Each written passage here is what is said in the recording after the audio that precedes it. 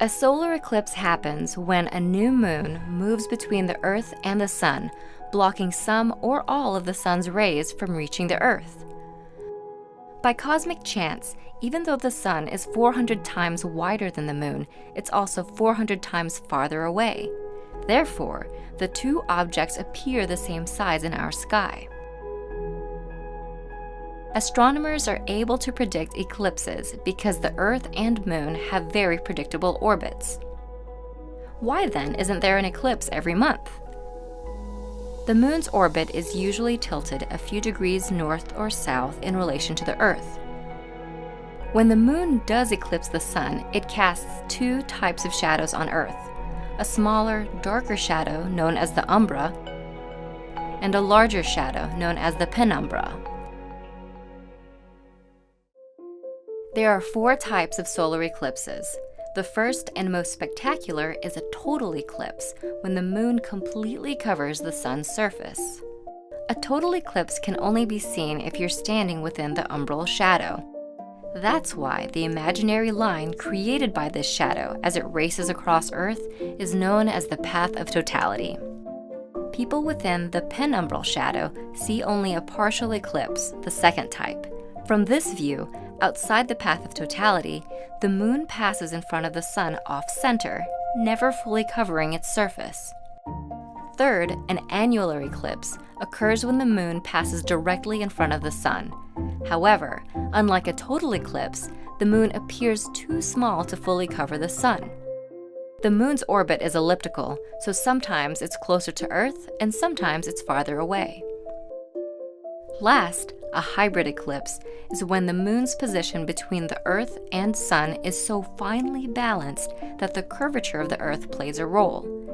The Moon will be farther away from some parts of Earth along the eclipse's path, resulting in an annular eclipse. In other parts, the Moon will be just close enough to fully cover the Sun, resulting in a total eclipse. While a total solar eclipse happens somewhere on Earth every year or two, any given point on Earth experiences the event only about once every 400 years. We interrupt this video for an important safety announcement. Looking directly at the Sun, even during an eclipse, can cause permanent eye damage.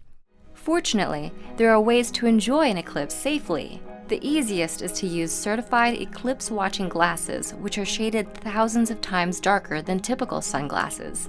You can also look at the eclipse indirectly by making a pinhole viewer. Simply poke a small hole in a piece of cardboard.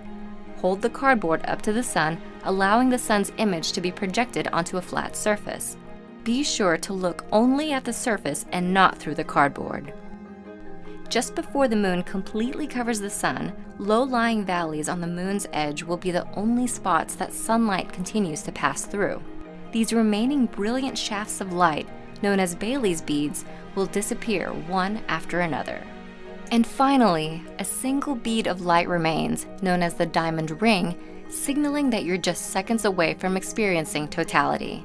Once the last bead disappears and the Moon completely covers the Sun's surface, the view through your eclipse glasses will be pitch black. Totality achieved.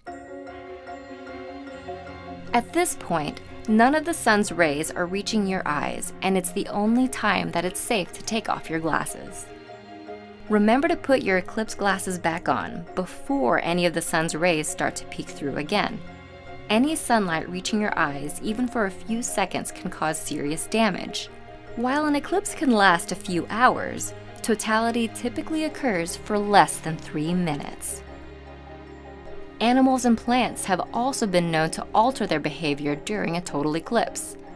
Songbirds may stop singing, crickets may start chirping, and flowers may even start to close up. We won't always be able to see total solar eclipses. The Moon moves about 1.5 inches away from Earth each year. It's estimated that in about 1 billion years, the Moon will be too far away from Earth to completely cover the Sun.